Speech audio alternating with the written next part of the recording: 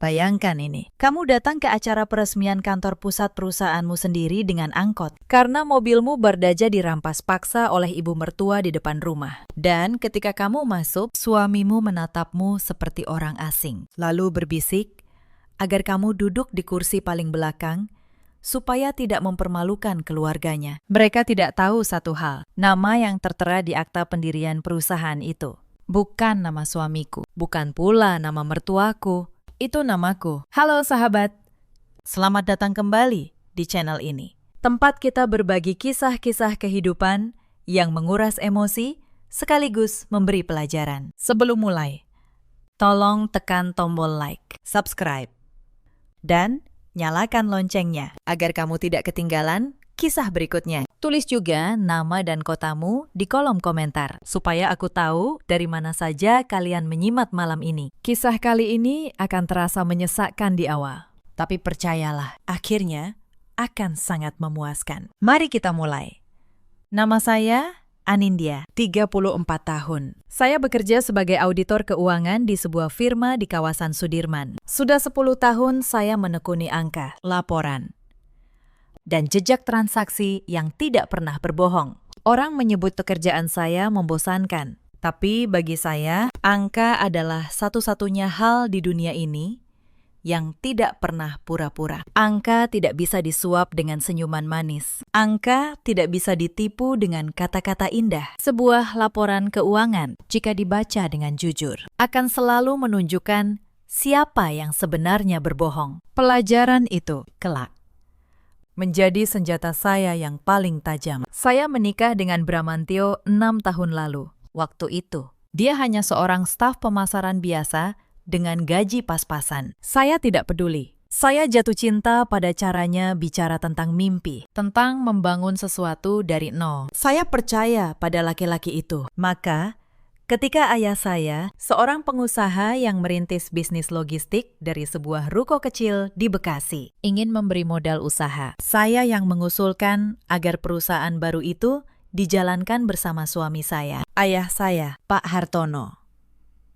Bukan orang sembarangan, tapi beliau rendah hati. Beliau bilang, harta tidak ada artinya jika anak sendiri tidak bisa dipercaya menjaganya. Maka beliau menyusun semuanya dengan hati-hati. Model beliau yang kucurkan. Tapi struktur kepemilikannya beliau serahkan kepada saya untuk diatur. Dan saya, sebagai auditor, tahu persis bagaimana menyusun sesuatu agar aman. Perusahaan itu kami beri nama Wijaya Logistik. Dalam 3 tahun, perusahaan itu tumbuh pesat. Gudang kami bertambah dari 1 menjadi 7. Armada truk kami menembus jalur Jawa dan Sumatera. Bramantio duduk sebagai direktur utama. Wajahnya terpampang di majalah bisnis. Dan disitulah perlahan-lahan laki-laki yang dulu saya cintai mulai berubah menjadi orang yang tidak saya kenal. Semua bermula sejak ibunya, Bu Sukmawati, pindah ikut tinggal bersama kami di rumah kawasan Pondok Indah. Beliau datang dengan koper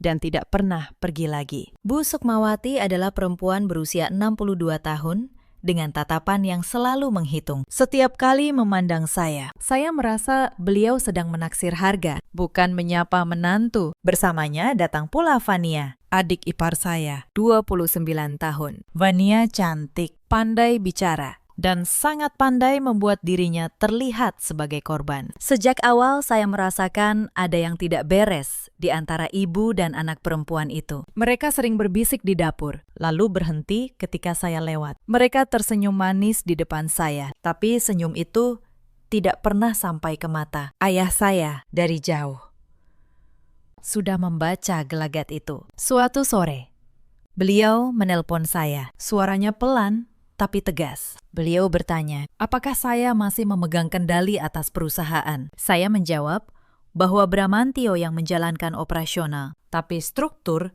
tetap di tangan saya. Ayah terdiam sebentar. Lalu beliau berkata, "Nak, jaga baik-baik angka-angkamu. Suatu hari, angka itu yang akan menyelamatkanmu." Waktu itu, saya belum mengerti maksudnya. Saya baru mengerti setahun kemudian. Vania menikah dengan seorang pengusaha properti. Dan sejak itu, tuntutan demi tuntutan mulai berdatangan ke rumah kami. Mereka butuh dana untuk ini. dana untuk itu. Dan Bramantio, suami saya, selalu mengiyakan uang perusahaan yang seharusnya untuk operasional mulai mengalir keluar lewat pintu-pintu yang tidak saya setujui. Saya mencoba mengingatkan.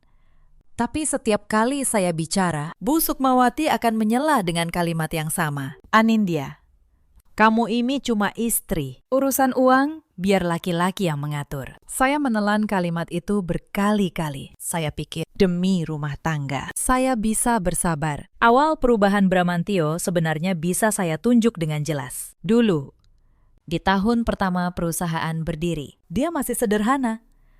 Dia masih membawakan saya martabak di malam-malam saya lembur mengaudit. Dia masih bertanya pendapat saya tentang setiap keputusan. Tapi semuanya berubah sejak namanya mulai dikenal. Sejak majalah bisnis memuat wajahnya. Sejak orang-orang memanggilnya Pak Direktur. Pujian itu seperti racun yang manis. Dia mulai percaya bahwa kesuksesan ini benar-benar lahir dari tangannya sendiri. Dan melupakan dari mana modal itu berasal dan siapa yang menyusun agar semuanya berdiri. Saya ingat satu malam, ketika saya mencoba mengingatkannya tentang sebuah laporan keuangan yang janggal. Dia menatap saya dengan tatapan yang belum pernah saya lihat sebelumnya. Tatapan meremehkan. Dia berkata, Anindya, kamu itu cuma auditor. Kamu tidak mengerti bagaimana bisnis besar dijalankan. Sudah, urus saja angka-angka kecilmu. Malam itu, untuk pertama kalinya, saya merasa menjadi orang asing di samping suami saya sendiri. Saya tidak tahu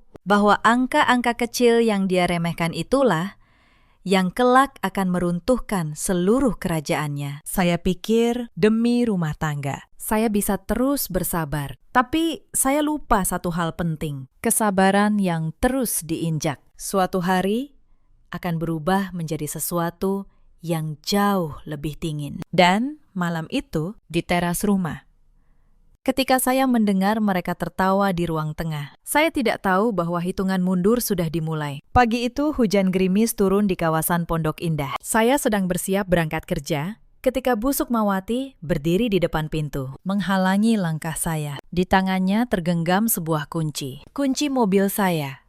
Mobil Alphard hitam yang ayah saya hadiahkan saat ulang tahun saya yang ke-30. Saya bertanya dengan sopan, Bu, itu kunci mobil saya. Saya harus berangkat kerja. Bu Sukmawati menyeringai. Beliau berkata, mobil ini sekarang dipakai Fania. Dia lebih butuh. Kamu kan bisa naik taksi. Gajimu lumayan. Saya tertegun. Saya menoleh ke arah Bramantio yang berdiri di belakangnya, berharap suami saya membela. Tapi Bramantio hanya menghela napas. Sudahlah, Anindya. Itu cuma mobil. Jangan bikin ribut pagi-pagi. Saya menatap suami saya lama sekali. Laki-laki yang dulu berjanji akan melindungi saya, kini berdiri di belakang ibunya, membiarkan saya dirampas di rumah saya sendiri. Saya tidak menjawab. Saya hanya mengangguk pelan, lalu berbalik, berjalan keluar pagar, dan memesan taksi di pinggir jalan. Tapi di dalam taksi itu, sambil menatap rumah saya yang menjauh di kaca spion, sesuatu di dalam dada saya membeku. Bukan amarah, sesuatu yang lebih tenang dari amarah. Sopir taksi sempat bertanya, apakah saya baik-baik saja? Karena katanya, wajah saya pucat. Saya hanya tersenyum dan menjawab bahwa saya tidak apa-apa. Padahal di dalam kepala saya, sebuah keputusan baru saja lahir. Selama 6 tahun, saya selalu memilih mengalah demi menjaga keutuhan rumah tangga. Tapi pagi itu, di bangku belakang taksi yang asing, saya menyadari satu hal. Rumah tangga yang hanya bisa utuh jika satu pihak terus-menerus diinjak. Sebenarnya sudah lama tidak utuh. Saya mulai berhitung. Hari itu, saya datang ke kantor dengan taksi. Rekan kerja saya bertanya, kenapa saya tidak membawa mobil? Saya hanya tersenyum dan menjawab bahwa mobilnya sedang diservis. Saya tidak ingin menceritakan aib rumah tangga saya kepada siapapun. Tapi malam itu, ketika saya pulang, saya membuka laptop dan mulai melakukan sesuatu yang sudah lama saya tunda. Saya membuka kembali seluruh laporan keuangan Wijaya Logistik selama 2 tahun terakhir. Sebagai auditor, saya tahu cara membaca jejak yang orang lain pikir sudah mereka hapus. Beberapa hari sebelumnya, Bramantio memang sudah mencabut akses saya ke sistem keuangan perusahaan. Dia berdalih bahwa itu demi keamanan, agar data tidak bocor. Saya hanya mengangguk waktu itu. Mereka pikir, dengan menutup pintu depan, saya tidak akan bisa masuk. Mereka lupa bahwa seorang auditor selalu tahu pintu-pintu lain. Saya masih menyimpan salinan laporan dari tahun-tahun ketika saya masih dipercaya. Saya masih punya akses ke catatan bank yang sah atas nama badan hukum milik saya. Dan dari sanalah, malam itu, angka-angka mulai berbicara kepada saya. Ada aliran dana yang janggal. Setiap bulan, ada transfer ke rekening atas nama perusahaan cangkang yang tidak pernah saya dengar. Jumlahnya tidak besar di awal. 50 juta, lalu 100 juta, lalu 200 juta. Tapi malam itu, saya belum tahu seberapa dalam lubang ini. Saya menutup laptop. Dan untuk pertama kalinya, dalam berbulan-bulan, saya tidur nyenyak. Karena saya tahu, saya sudah menemukan benang pertama. Minggu berikutnya, Bu Sukmawati mengadakan arisan keluarga di rumah kami. Rumah saya. Tapi beliau memperlakukan saya seperti tamu. Ketika para tamu datang, beliau memperkenalkan Fania sebagai tuan rumah. Saya disuruh ke dapur, membantu pembantu menyiapkan hidangan. Salah satu tamu, seorang ibu parubaya, bertanya kepada Bu Sukmawati, siapa saya? Dan Bu Sukmawati menjawab dengan ringan, oh, itu istrinya Bram, anaknya orang kampung. Beruntung bisa masuk keluarga kami. Saya berdiri di ambang pintu dapur, mendengar semuanya. Tangan saya gemetar memegang nampan, tapi saya tidak menjatuhkannya. Saya hanya tersenyum. Mengantar teh itu, lalu kembali ke dapur. Malam itu saya menambahkan satu nama lagi ke dalam daftar di kepala saya. Penghinaan itu tidak berhenti di ruang tamu. Beberapa hari kemudian, ayah saya jatuh sakit dan harus dirawat. Saya meminta izin kepada Bramantio untuk menggunakan sebagian tabungan bersama kami guna membantu biaya rumah sakit. Tapi sebelum Bramantio menjawab, Bu Sukmawati sudah menyahut dari ruang sebelah. Untuk apa? Itu kan ayah kamu, urusan kamu sendiri. Uang di rumah ini untuk keluarga Bram, bukan untuk orang luar. Saya terdiam. Ayah saya, orang yang memberi modal seluruh perusahaan ini, disebut orang luar. Saya tidak membantah.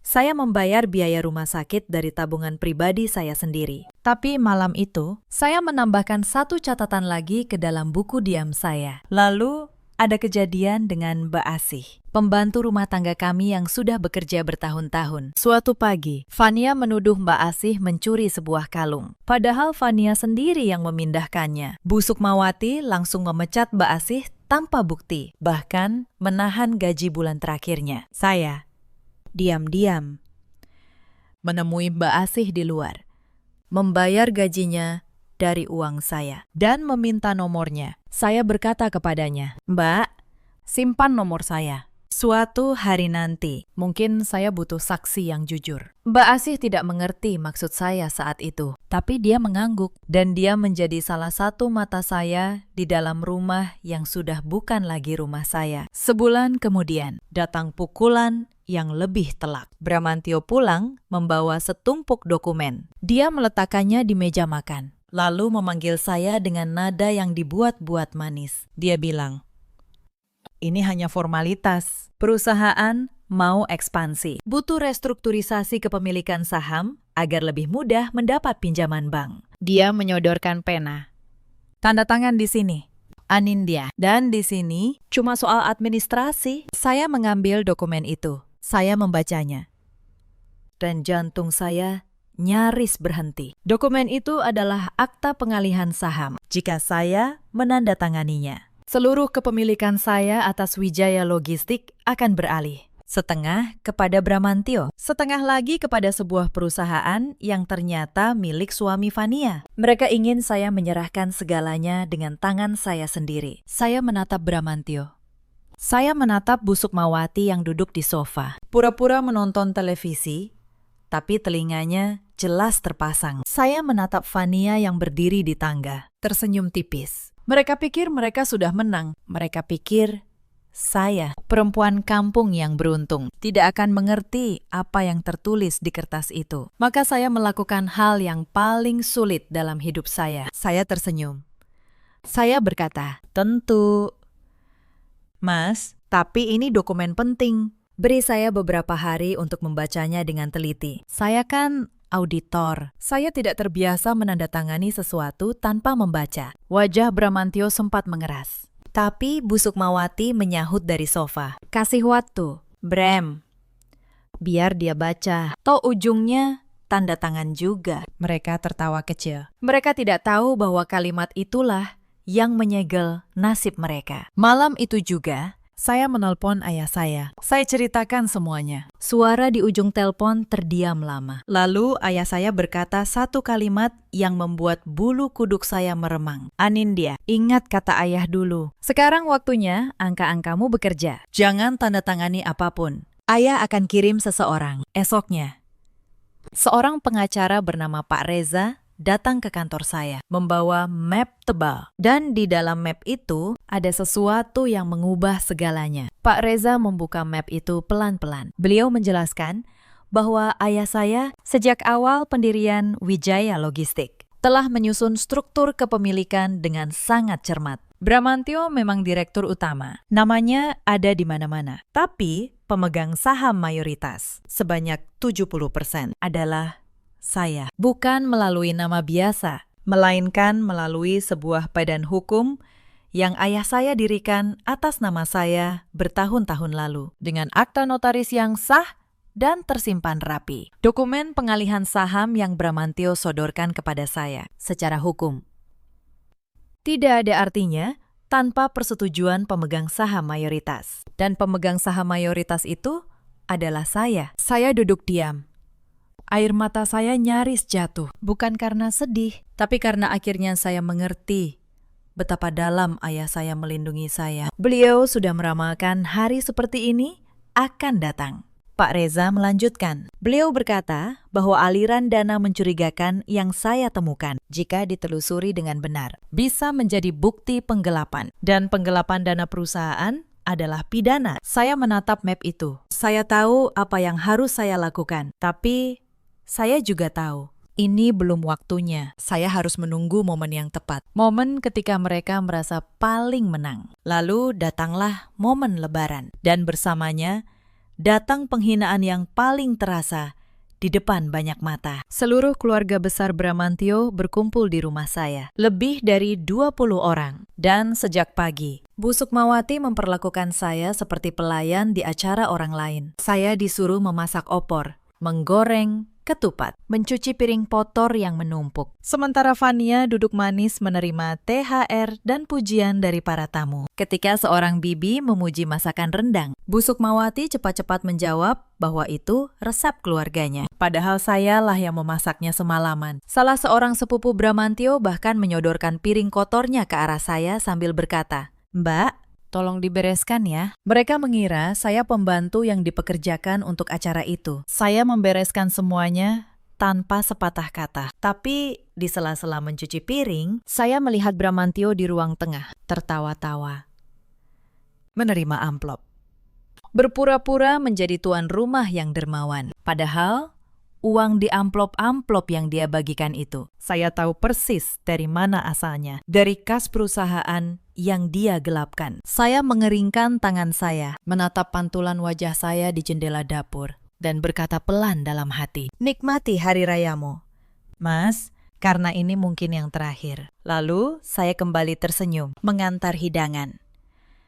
Menjadi pelayan yang sempurna di rumah saya sendiri, sambil terus menghitung dalam diam. Beberapa hari setelah Lebaran, tim audit diam-diam menemukan sesuatu yang membuat saya nyaris kehilangan ketenangan. Bramantio, tanpa sepengetahuan saya, telah mencoba mengalihkan kepemilikan salah satu gudang utama perusahaan ke atas nama suami Fania melalui akta jual beli yang dipalsukan. Beruntung, Karena status kepemilikan saham yang sah ada di tangan saya. Transaksi itu belum bisa rampung tanpa persetujuan saya. Tapi upaya itu menunjukkan satu hal. Mereka tidak akan berhenti. Mereka akan terus menggerogoti sampai tidak ada yang tersisa. Dan saat itulah saya tahu, menunggu lebih lama hanya akan memberi mereka kesempatan menghancurkan lebih banyak. Waktunya hampir tiba. Selama 2 minggu berikutnya, saya berpura-pura ragu soal dokumen itu. Saya berpura-pura tunduk. Saya bahkan membiarkan Bu Sukmawati menyuruh saya ini dan itu tanpa membantah. Mereka semakin berani. Fania mulai memboyong barang-barang dari rumah saya ke rumahnya. Sebuah lukisan mahal.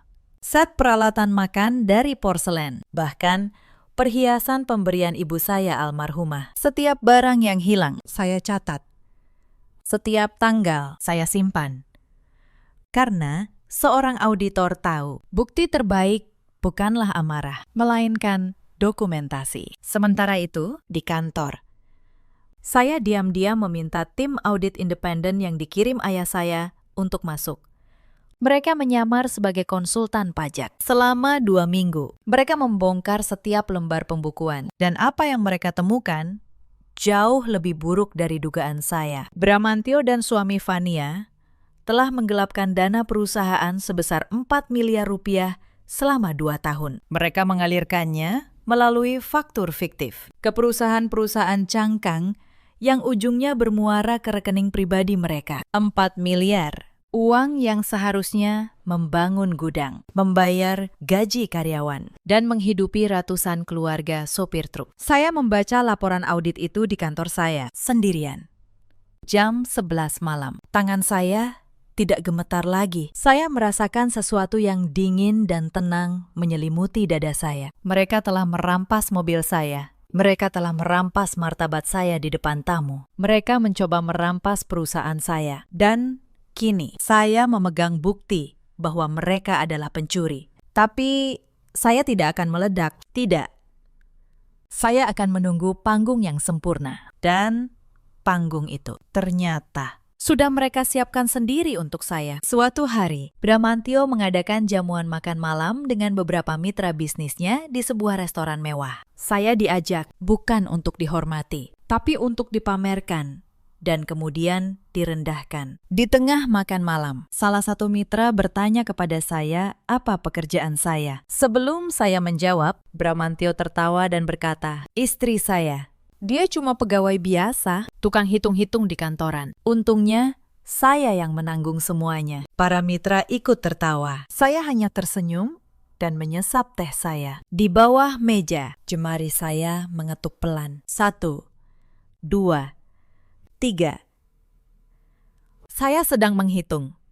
Bukan menghitung amarah, tapi menghitung hari yang tersisa sebelum semuanya berakhir. Pulang dari restoran itu di dalam mobil, Bramantio mengeluarkan ancaman yang sebenarnya. Dia berkata, jika saya tidak segera menandatangani akta pengalihan saham itu, dia akan menceraikan saya. Dan menurutnya, dalam perceraian itu, dia akan mengambil seluruh perusahaan. Karena dialah direktur utamanya. Dialah wajah Wijaya Logistik. Dia bilang, "Kamu tidak punya apa-apa, Anindya, tanpa aku. Kamu bukan siapa-siapa." Saya menatap jendela, menatap lampu-lampu kota yang berlarian. Lalu saya menjawab pelan, "Mungkin kamu benar, Mas."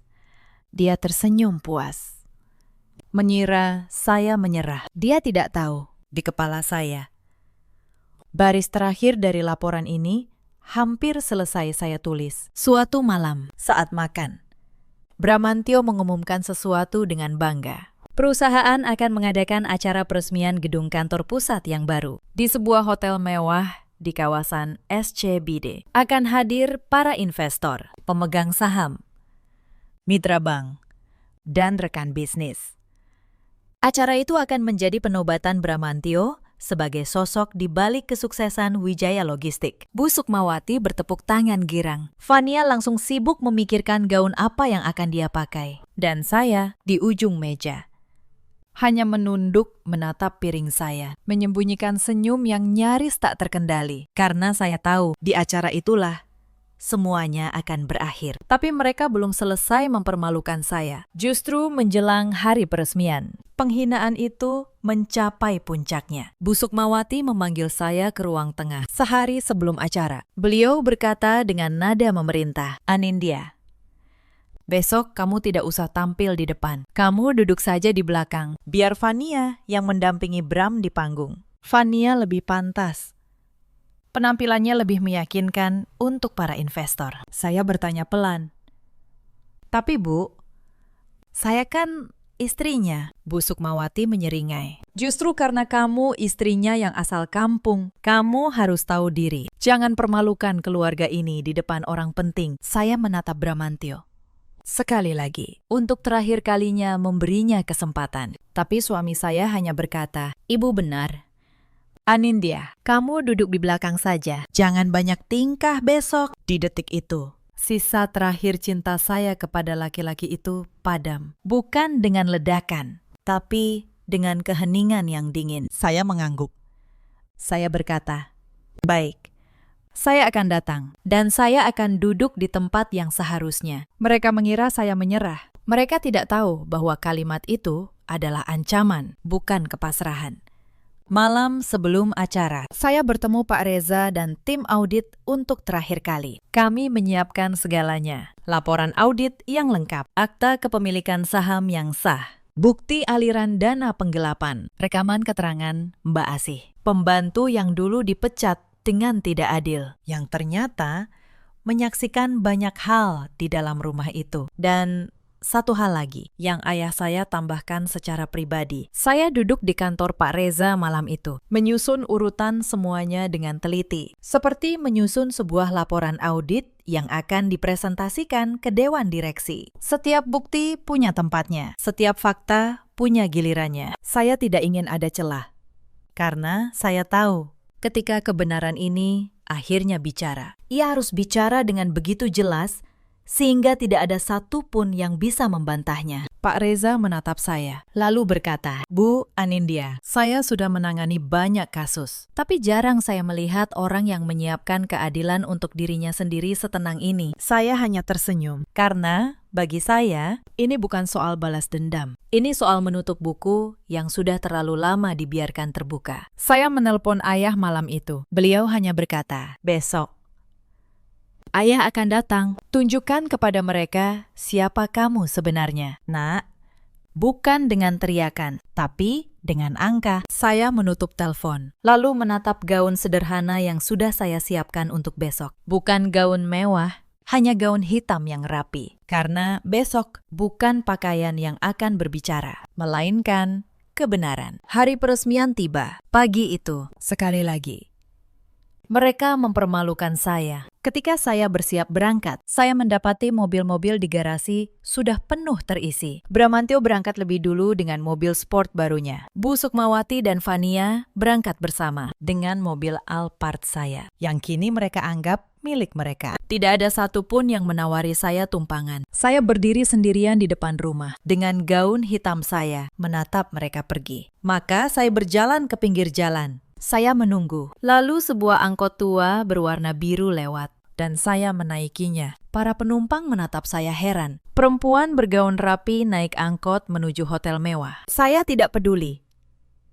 Saya duduk di bangku kayu yang keras itu, memegang erat tas berisi map dari Pak Reza, dan menatap jalanan kota yang ramai. Di dalam tas itu tersimpan akhir dari semua penderitaan saya. Sopir angkot bertanya, "Saya mau turun di mana?" Saya menjawab, "Di hotel di SCBD, Pakistan. Ada acara penting yang harus saya hadiri." Beliau mengangguk, tidak tahu bahwa penumpangnya pagi itu sedang menuju medan perang. Ketika saya tiba di lobi hotel yang megah itu, satpam sempat menahan saya. Mereka mengira saya salah masuk. Saya menyebutkan nama acara dan menunjukkan undangan.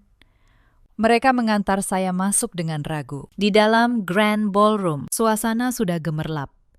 Lampu kristal berkilau. Musik orkestra mengalun lembut. Ratusan tamu penting berkumpul, mengenakan jas dan gaun mahal. Di panggung depan, Bramantio berdiri dengan dada membusung, dikelilingi Bu Sukmawati dan Fania. Menyalami para investor dengan gaya seorang raja. Seorang petugas acara menghampiri saya, mengecek nama saya di daftar tamu, lalu mengantar saya ke sebuah kursi. Bukan kursi VIP di depan, melainkan kursi di barisan paling belakang. Tempat yang biasanya disediakan untuk staf tambahan. Saya melihat Bramantio menatap saya dari kejauhan. Dia tidak menghampiri. Dia hanya memberi isyarat dengan dagunya. Menyuruh saya tetap di belakang. Bu Sukmawati melihat saya, lalu berbisik kepada Fania. Dan mereka berdua tertawa kecil sambil menutup mulut. Saya duduk. Saya melipat tangan di atas tas saya. Dan saya menunggu. Acara dimulai. Pembawa acara naik ke panggung, memuji pencapaian Wijaya Logistik. Bramantio diundang berpidato. Dia bercerita panjang lebar tentang bagaimana dia membangun perusahaan ini dari nol, dengan kerja keras dan visinya sendiri. Dia tidak menyebut nama saya satu kali pun. Dia tidak menyebut nama ayah saya. Dia mengklaim semuanya sebagai miliknya. Para tamu bertepuk tangan. Bu Sukmawati menyeka air mata bangga. Fania merekam dengan ponselnya. Dan saya di barisan belakang, tetap diam,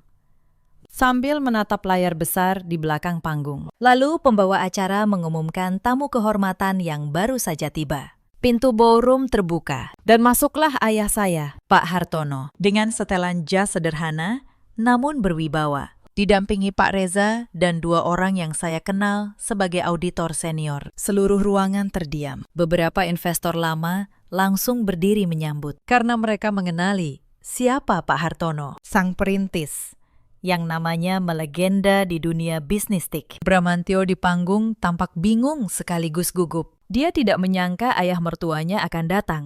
Pak Hartono berjalan tenang menuju panggung. Beliau menyalami Bramantio dengan senyum yang dingin. Lalu beliau meminta izin kepada pembawa acara untuk menyampaikan beberapa patah kata. Tidak ada yang berani menolak. Beliau berdiri di podium, menatap seluruh ruangan. Lalu matanya berhenti sejenak di barisan paling belakang, tempat saya duduk.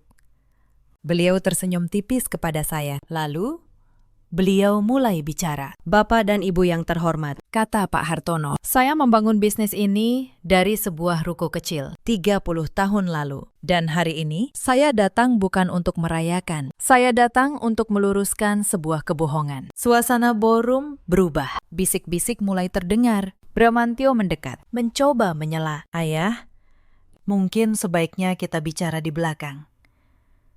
Tapi Pak Hartono mengangkat tangan, dan Bramantio terdiam. Tidak. Bramantio, apa yang akan saya katakan harus didengar oleh semua orang yang ada di ruangan ini, karena mereka semua adalah pemegang saham, investor, dan mitra. Mereka berhak tahu kebenaran. Beliau memberi isyarat, dan layar besar di belakang panggung berubah. Yang muncul bukan lagi foto megah Bramantio, melainkan sebuah dokumen, akta kepemilikan saham Wijaya Logistik. Dan di sana, dengan huruf yang jelas, terbaca oleh seluruh ruangan, tertera nama pemegang saham mayoritas. Bukan Bramantio, bukan Bu Sukmawati, melainkan nama saya, Anindya. 70%. Ruangan itu meledak dalam bisik-bisik. Bramantio menatap layar dengan wajah pucat pasi. Bu Sukmawati berdiri dari kursinya. Mulutnya terbuka, tapi tidak ada suara yang keluar. Fania menjatuhkan ponselnya, dan Pak Hartono melanjutkan. Suaranya menggema ke seluruh ballroom. Perusahaan ini sejak awal adalah milik anak saya, Anindya. Saya yang memberi modal, tapi saya yang menyusun agar kepemilikannya aman di tangannya. Dan selama ini, dia membiarkan suaminya memimpin karena dia percaya pada pernikahannya. Sampai kepercayaan itu dikhianati. Lalu Pak Hartono menoleh ke arah saya. Beliau berkata dengan lembut, Anindya, nak, naiklah ke depan. Tempatmu bukan di belakang. Tempatmu di sini. Seluruh ruangan menoleh ke barisan paling belakang. Ratusan pasang mata tertuju kepada saya. Perempuan bergaun hitam sederhana yang tadi mereka pikir hanya staf tambahan. Saya berdiri. Saya menggenggam tas saya. Lalu saya berjalan perlahan, dengan kepala tegak, menyusuri lorong di tengah ballroom, melewati Bu Sukmawati yang gemetar, melewati Fania yang pucat, menuju panggung. Saya naik ke podium. Saya menatap ratusan tamu itu. Lalu, saya menatap Bramantio. suami saya, yang kini berdiri dengan lutut nyaris gemetar. Saya tidak berteriak, suara saya tenang, jelas, dan dingin seperti angka-angka yang selama ini menemani saya. "Selamat malam, Bapak dan Ibu sekalian," kata saya. "Nama saya Anindya, saya seorang auditor, dan malam ini izinkan saya mempersembahkan sebuah laporan keuangan." Layar di belakang berganti lagi. Kali ini yang muncul adalah grafik aliran dana, faktur-faktur fiktif, nama perusahaan, cangkang, dan jumlah yang membuat seluruh ruangan terkesiap. Saya berkata, selama 2 tahun terakhir, dana perusahaan ini telah digelapkan sebesar 4 miliar rupiah. Dialirkan melalui faktur palsu ke perusahaan-perusahaan fiktif yang bermuara ke rekening pribadi Direktur Utama, Bramantio, dan suami dari adik iparnya. Uang ini, Bapak dan Ibu, adalah uang yang seharusnya membayar gaji ratusan supir truk kita. Saya menunjuk ke layar, satu persatu. Saya menjelaskan setiap angka dengan ketenangan seorang auditor yang sedang mempresentasikan laporan tahunan. Tanggal transaksi, nomor faktur,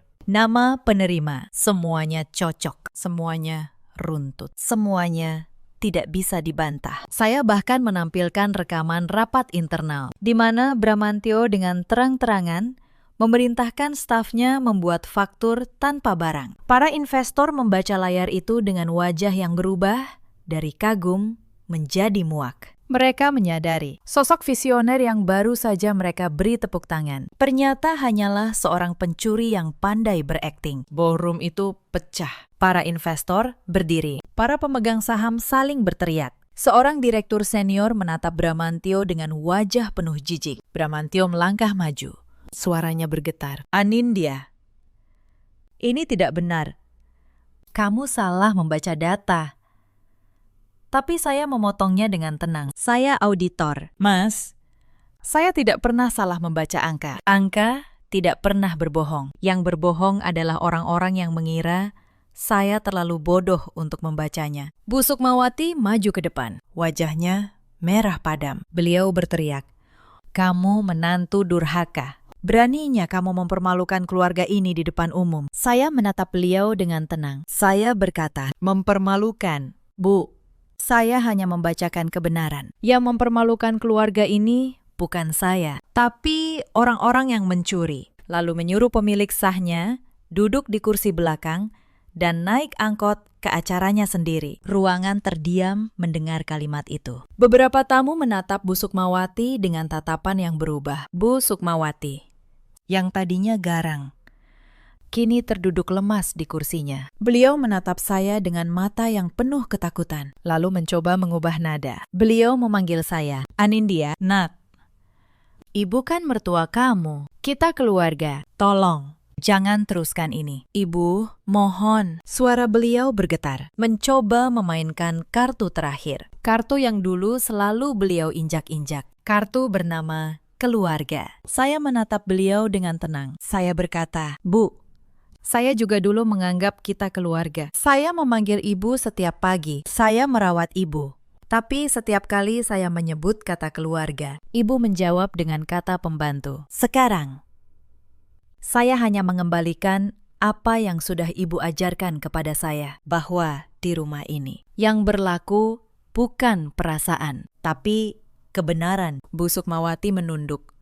Tidak ada lagi kata yang bisa beliau ucapkan. Para tamu yang menyaksikan adegan itu terdiam. Beberapa ibu-ibu menatap Bu Sukmawati dengan tatapan yang dulu mungkin penuh hormat, kini berubah menjadi iba bercampur kecewa. Inilah harga dari kesombongan yang dipupuk bertahun-tahun. Ketika topeng akhirnya terlepas, tidak ada satupun yang tersisa untuk dibanggakan. Saat itulah pintu ballroom kembali terbuka. Masuklah beberapa orang berseragam. Mereka dari kepolisian, didampingi petugas dari lembaga yang mengurus tindak pidana keuangan. Ternyata Ayah saya dan Pak Reza telah melaporkan kasus penggelapan ini secara resmi, lengkap dengan bukti audit. Beberapa hari sebelumnya, acara peresmian ini, tanpa Bramantio sadari, telah menjadi tempat penangkapannya. Para petugas berjalan menuju panggung. Salah satu dari mereka berkata, "Saudara Bramantio, Anda kami amankan terkait dugaan tindak pidana penggelapan dana perusahaan." Bramantio mundur. Wajahnya kehilangan seluruh warna. "Tidak. Tunggu. Ini salah paham." Dia menatap saya, lalu menatap ibunya, lalu menatap para investor yang kini memalingkan wajah darinya. Para petugas memegang lengannya. Dia berteriak, "Anindya, kamu tidak bisa melakukan ini. Aku suamimu." Saya menatapnya untuk terakhir kalinya. Saya berkata pelan, "Kamu berhenti menjadi suami saya di hari kamu membiarkan ibumu merampas mobil saya dan menyuruh saya duduk di belakang. Saya hanya menyelesaikan apa yang kalian mulai." Busuk Mawati menjerit, mencoba meraih lengan anaknya, tapi para petugas menahannya. Fania berlari ke arah pintu, mencoba kabur. Tapi ternyata suaminya juga sudah menunggu di luar dalam pengamanan petugas yang lain. Karena namanya pun tercantum dalam aliran dana itu. Dalam hitungan menit, kerajaan kebohongan yang mereka bangun di atas tipu daya runtuh di depan ratusan orang. Dan saya berdiri di panggung, menyaksikan semuanya, tanpa setetes pun air mata. Sebelum para petugas membawa Fania keluar, dia menatap saya dengan mata penuh kebencian. Dia mendesis, "Kamu pikir kamu menang? Kamu hanya beruntung punya ayah kaya." Saya mendekatinya. Saya berkata dengan tenang, agar hanya dia yang mendengar. "Tidak, Mbaknya, saya tidak beruntung. Saya hanya sabar.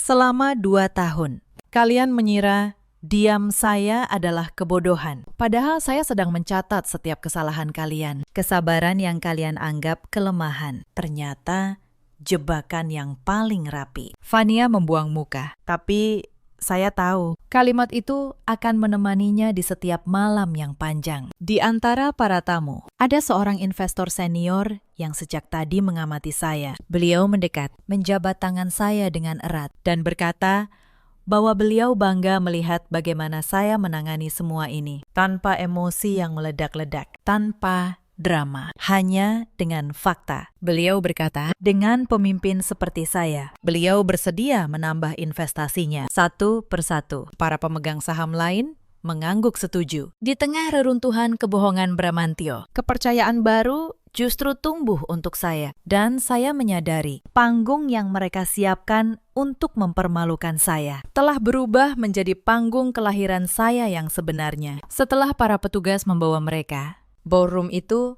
hening sejenak. Lalu, satu persatu, para tamu mulai bertepuk tangan. Bukan untuk Bramantio, tapi untuk saya. Para pemegang saham menghampiri saya, menjabat tangan saya, menyatakan dukungan mereka agar saya mengambil alih kepemimpinan perusahaan. Ayah saya berdiri di samping saya, merangkul bahu saya dengan bangga. Beliau berbisik, "Sudah ayah bilang, nak, angka-angkamu yang menyelamatkanmu." Saya menyandarkan kepala di bahu ayah saya, dan untuk pertama kalinya dalam 2 tahun, saya merasa bisa bernapas dengan lega. Beberapa minggu kemudian, proses hukum berjalan. Bramantio dan suami Fania ditetapkan sebagai tersangka. Aset-aset mereka dibekukan untuk mengganti kerugian perusahaan. Mobil Alphard saya yang sempat dirampas kembali ke tangan saya, meski jujur saja, saya tidak lagi peduli pada mobil itu. Yang saya pedulikan adalah ratusan karyawan yang gajinya kini aman, dan perusahaan yang kini saya pimpin dengan tangan saya sendiri.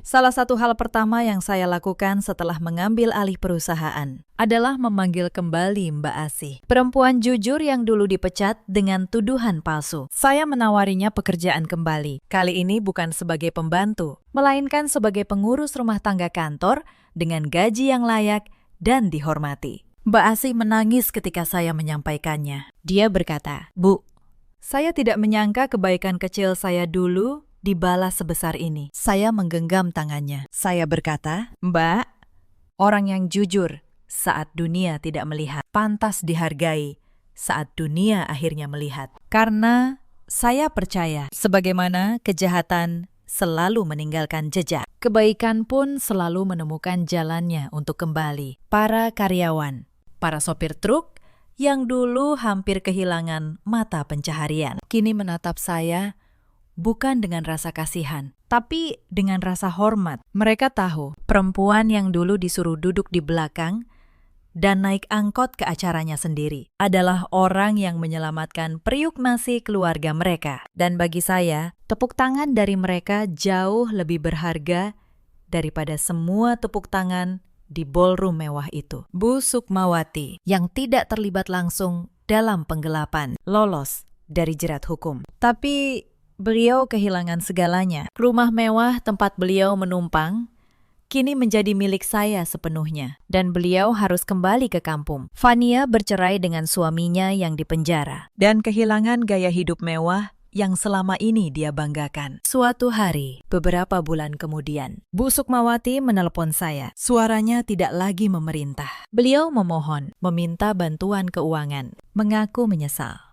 Saya mendengarkan dengan tenang. Lalu, saya berkata, "Bu, dulu saya hanya minta dihargai sebagai menantu, tapi yang ibu beri hanya hinaan. Sekarang saya doakan ibu sehat, tapi rumah ini dan hidup saya sudah tidak ada tempat lagi untuk orang yang menganggap saya pembantu." Lalu saya menutup telepon dengan pelan. Setahun berlalu sejak malam itu. Wijaya Logistik kini berdiri lebih kokoh dari sebelumnya. Saya memimpinnya bukan dengan teriakan, tapi dengan angka, dengan transparansi, dan dengan rasa hormat kepada setiap karyawan. Gudang kami bertambah. Para sopir truk yang dulu hampir tidak menerima gaji, kini bisa menyekolahkan anak-anak mereka. Saya membangun sistem audit internal yang ketat, agar tidak ada lagi yang bisa mencuri dari kerja keras orang banyak. Ayah saya, yang kesehatannya berangsur pulih, sering datang ke kantor, hanya untuk duduk di sudut ruangan, menatap saya bekerja dengan senyum bangga. Bramantio menjalani proses hukumnya. Di persidangan,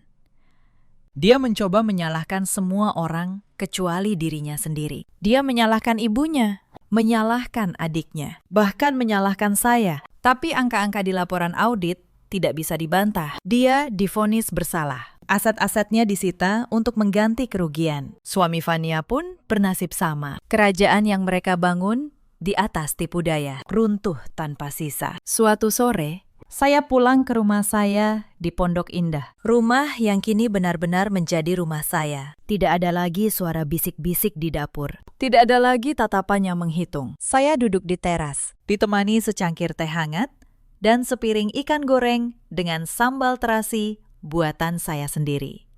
Sederhana, tapi terasa lebih nikmat daripada semua jamuan mewah yang pernah saya hadiri. Untuk pertama kalinya dalam bertahun-tahun, saya merasakan kedamaian. Bukan kedamaian orang yang menang, tapi kedamaian orang yang akhirnya bebas. Sahabat, cerita ini mengajarkan kita sesuatu yang penting. Jangan pernah meremehkan seseorang hanya karena dia memilih untuk diam. Diam bukan berarti lemah. Kadang, diam adalah cara orang yang kuat mengumpulkan kebenaran sebelum membiarkan kebenaran itu bicara sendiri. Dan jangan pernah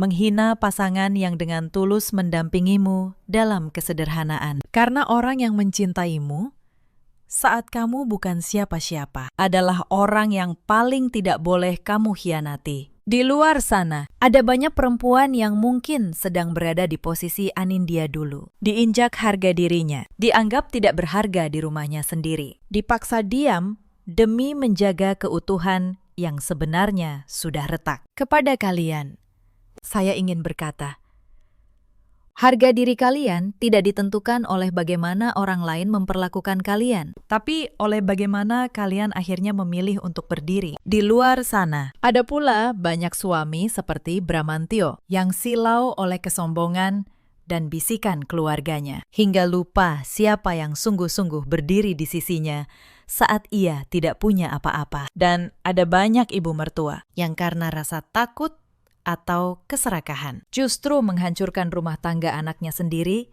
dengan tangannya sendiri. Anindya kini hidup dengan tenang. Dia memimpin perusahaannya, merawat ayahnya, dan belajar mencintai dirinya sendiri kembali. Bramantyo, Vanya, dan suaminya menghabiskan hari-hari mereka dalam penyesalan di balik jeruji. Dan Bu Sukmawati di kampung halamannya. Hidup dalam bayang-bayang keserakahan yang pernah dia pilih. Roda kehidupan memang berputar, dan ia selalu berputar paling adil bagi mereka yang sabar menanti. Apa yang ditanam dengan keserakahan akan dituai dengan kehancuran, dan apa yang ditanam dengan kesabaran akan dituai dengan kemenangan yang tidak pernah bisa direnggut siapapun. Dalam hidup, kita selalu punya pilihan. Pilihan untuk membalas dengan amarah atau membalas dengan kebenaran. Anindya memilih kebenaran, dan kebenaran pada akhirnya selalu menemukan jalannya. Jika kisah ini menyentuh hati kalian, ceritakan pengalaman kalian di kolom komentar. Bagikan kepada mereka yang mungkin membutuhkannya. Terima kasih sudah menemani sampai akhir. Sampai jumpa di kisah berikutnya. Hari itu, di tengah pesta yang gemerlap, mertua saya menyodorkan sekeranjang penuh popok kotor anak saya yang baru lahir. Ia menyuruh saya mencucinya di sumur belakang, di hadapan semua tamu, sambil tersenyum bangga. 40 hari setelah melahirkan, tubuh saya masih lemah, tetapi saya tetap menurut. Lalu saya dengar bisikan mereka. Mereka menyebut anak saya bukan cucu yang murni. Mereka menyebut saya perempuan kampung yang menumpang hidup. Saya tersenyum tipis. Saya tinggalkan keranjang itu di lantai. 1 jam kemudian, saya pastikan rumah megah yang mereka banggakan itu tidak lagi bisa mereka pijak. Dan saya pastikan mereka menangis di tepi jalan, kehilangan segalanya. Sebelum kita masuk ke kisahnya, halo sahabat, selamat datang kembali di channel ini. Sebelum cerita dimulai, yuk absen dulu di kolom komentar. Dari kota mana saja kalian menonton hari ini? Jangan lupa tekan tombol like dan subscribe, supaya kami makin semangat menghadirkan kisah yang lebih menyentuh hati lagi. Baiklah, mari kita mulai. Nama saya Sinta Maharani. Usia saya 29 tahun. Bagi keluarga suami saya hanyalah seorang dokter biasa di sebuah klinik kecil di pinggiran kota. Gaji pas-pasan, tanpa orang tua, tanpa warisan. Itulah yang mereka percaya selama 5 tahun ini. Saya sengaja membiarkan mereka percaya begitu. Padahal kenyataannya sangat jauh berbeda. Tetapi biarlah. Saya akan ceritakan semuanya pada waktunya. Hari itu seharusnya menjadi hari istirahat saya. Saya baru melahirkan anak pertama 40 hari yang lalu. Tubuh saya belum sepenuhnya pulih. Luka jahitan masih terasa nyeri setiap kali saya bergerak terlalu cepat. Namun di rumah mewah yang kami tempati di kawasan Pondok Indah ini, tidak ada satupun yang peduli pada keadaan saya. Rumah ini besar, 2 lantai, berhalaman luas, dengan pagar tinggi berwarna putih. Ibu mertua saya, Bu Sukarti, selalu membanggakan rumah ini kepada siapapun yang datang. Katanya, inilah bukti kehebatan anak laki-lakinya. Pagi itu suasana sangat sibuk. Hari ini adalah acara syukuran 7 hari kelahiran cucu, sekaligus pemberian nama. Tetapi bagi Bu Sukarti, acara ini bukan sekedar syukuran. Ini adalah ajang memamerkan kekayaan kepada seluruh keluarga besar. Mobil-mobil mengkilap mulai memenuhi halaman sejak pagi. Para bibi, paman,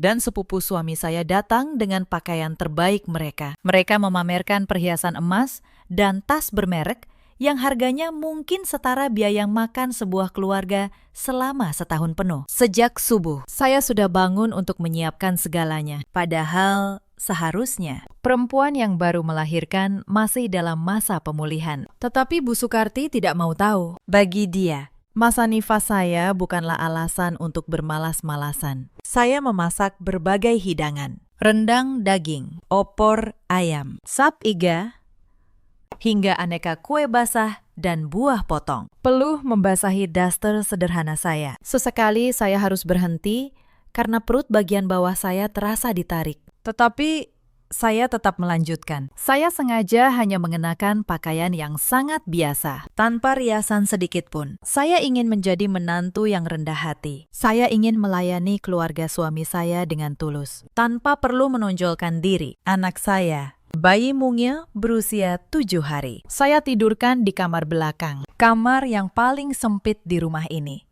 Kamar yang oleh Bu Sukarti disebut sebagai kamar pembantu. Mari saya ceritakan dari awal. 5 tahun lalu, saya menerima lamaran Reza. Saat itu, ia baru saja diangkat menjadi manajer di sebuah perusahaan. Di mata keluarganya, Reza adalah pria baik hati yang memungut saya. Seorang perempuan yatim piatu dari daerah dan mengangkat derajat saya. Saya membiarkan cerita itu hidup. Saya menyembunyikan identitas asli saya dengan sangat rapat. Tidak ada satupun dari keluarga ini, bahkan Reza sendiri, yang tahu siapa saya sebenarnya. Di awal pernikahan, Reza adalah pria yang lembut. Ia selalu mencium kening saya sebelum berangkat kerja. Ia selalu membela saya ketika ibunya mulai bersikap kasar. Saya jatuh cinta pada pria itu, dan saya percaya cintanya tulus. Namun seiring waktu, semuanya berubah. Semakin Reza terlihat sukses, semakin arogan sikap keluarganya kepada saya. Bu Sukarti merasa putranya adalah pangeran sempurna yang terlalu mulia untuk disandingkan dengan perempuan seperti saya. Adik ipar saya, Wulan, selalu memandang saya dengan sebelah mata. Dan Reza, pria yang dulu melindungi saya, perlahan berubah menjadi pria yang gila hormat dan terlalu takut pada ibunya untuk sekedar membela istrinya. Saya menahan semua itu. Saya mengira mereka hanya butuh waktu untuk menerima saya. Saya percaya kelak ketulusan saya akan membuahkan hasil. Saya salah besar. Ketika saya hamil, harapan saya sempat tumbuh kembali. Saya pikir kehadiran cucu akan melunakkan hati Bu Sukarti. Saya pikir Reza akan kembali menjadi suami yang dulu. Saya membayangkan keluarga kecil yang hangat. Tetapi sejak anak saya lahir, semuanya justru semakin buruk. Anak saya lahir perempuan, dan bagi Bu Sukarti, itu adalah kekecewaan besar. Saya masih ingat hari saya pulang dari rumah sakit. Saya menggendong bayi saya dengan hati-hati, berharap disambut dengan sukacita. Namun yang saya dapatkan hanyalah wajah masam Bu Sukarti. Perempuan, katanya pelan. Seolah kata itu adalah kutukan. Dia menatap bayi saya tanpa secuil pun kelembutan. Sudah anaknya perempuan. Wajahnya pun lebih mirip kamu daripada Reza. Mana ada darah keluarga kami yang terlihat di situ. Saya hanya bisa terdiam. Saya peluk bayi saya lebih erat. Sejak hari itu, perlakuan mereka kepada saya berubah menjadi semakin kejam. Dan puncaknya terjadi di hari syukuran ini. Hari yang akan saya kenang seumur hidup sebagai hari kebebasan saya. Ketika para tamu mulai memenuhi ruang tamu yang didekorasi mewah, saya berniat naik ke atas. Saya ingin mandi sebentar, berganti pakaian yang lebih pantas, lalu ikut menyambut tamu. Bagaimanapun, secara resmi, saya adalah istri tuan rumah di sini. Tetapi baru saja saya melangkah menuju tangga, suara melengking Bu Sukarti menghentikan saya. "Mau kemana kamu?" bentaknya dari arah ruang makan. Ia mengenakan kebaya brokat mahal berwarna merah marun, lengkap dengan perhiasan berlian yang sengaja ia pakai siang-siang begini. Tatapan matanya menilai saya dari ujung kepala hingga ujung kaki, dengan pandangan jijik. "Saya mau mandi sebentar, Bu." "Baju ini sudah bau asap dapur," jawab saya selembut mungkin. Setelah itu, saya mau ikut menyambut tamu di depan. Wulan, adik ipar saya, baru saja keluar dari kamarnya dengan gaun sutra yang memamerkan lekuk tubuhnya. Ia ikut menimpali sambil menyilangkan tangan di dada. "Mandi buat apa? Mau ikut duduk di depan bersama tamu-tamu penting kita?" katanya sinis. Sadar diri sedikit. "Dong, penampilanmu itu tidak pantas dilihat orang. Bikin malu keluarga saja kalau kamu duduk berjajar dengan nyonya-nyonya terhormat di depan sana." Bu Sukarti mengangguk setuju dengan ucapan putrinya. Ia berkacak pinggang dan menunjuk ke arah dapur. "Betul," kata Wulan. "Kamu tidak usah ikut kumpul di depan. Anakmu itu sebentar lagi bangun dan menangis. Lagi pula, popok dan baju kotornya sudah menumpuk dari kemarin. Sana, urus semua itu. Cuci sampai bersih di sumur belakang." Saya menelan ludah. "Bu, saya baru saja melahirkan 40 hari, kata bidan. Saya belum boleh terlalu lama berdiri dan kena air dingin." "Bidan, bidan." Bu Sukarti memotong dengan nada mengejek. "Zaman ibu dulu, baru 3 hari melahirkan, sudah ke sawah. Tidak ada yang namanya pantang-pantangan. Itu cuma alasan orang malas. Sekarang, cepat ke belakang. Jangan banyak bicara di depan tamu. Saya mengedarkan pandangan ke ruang tamu. Di sana, Reza sedang duduk santai di sofa kulit. Ia tertawa bersama para sepupunya, memegang segelas sirup dingin. Sesekali matanya melirik ke arah saya yang sedang diomeli. Namun ia langsung membuang muka. Ia tidak mengatakan apa-apa. Tidak ada pembelaan. Tidak ada sedikit pun niat untuk berdiri di sisi saya, demi menghindari keributan yang memalukan di depan keluarga besar. Saya akhirnya menundukkan kepala. Saya menghela napas panjang, lalu berbalik menuju belakang rumah. Inilah insiden pertama dari hari yang panjang itu. Sumur belakang terletak di sudut paling jauh dari rumah. Airnya dingin menusuk.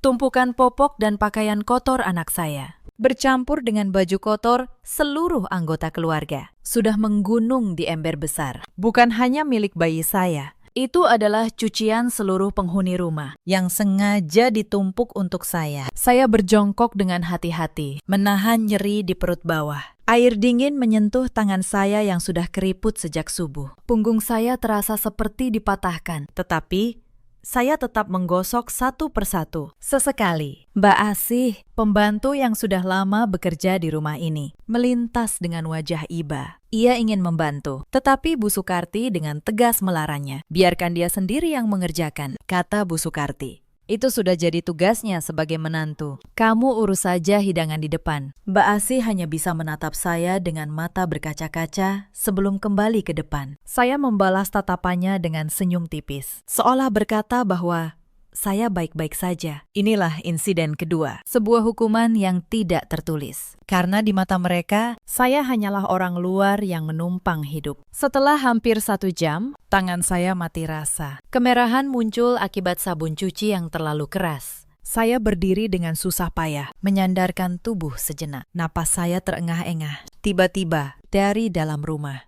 terdengar tangisan bayi. Anak saya bangun. Saya bergegas masuk, melupakan rasa sakit di tubuh saya. Namun ketika saya tiba di kamar belakang, saya melihat sesuatu yang membuat dada saya sesak. Kamar itu pengap. Pendingin udara yang biasanya menyala telah dimatikan. Bayi saya menangis kepanasan, wajahnya merah. Keringat membasahi rambut tipisnya. Saya menyalakan kembali pendingin itu dengan tangan gemetar. Tak lama, Bu Sukarti muncul di ambang pintu. Siapa yang menyalakan pendingin itu? Tanyanya tajam. Saya yang mematikannya tadi. Buang-buang listrik saja. Bayi tidak akan mati hanya karena kepanasan sedikit. Dulu anak-anak ibu besar tanpa pendingin. Sehat semua. Tetapi anak saya masih sangat kecil. Bu, suhu panas berbahaya untuk bayi, jawab saya. Berusaha menahan suara saya agar tidak bergetar. Sudah. Jangan membantah. Kamu pikir tagihan listrik di rumah ini dibayar pakai daun? Bu Sukarti melotot.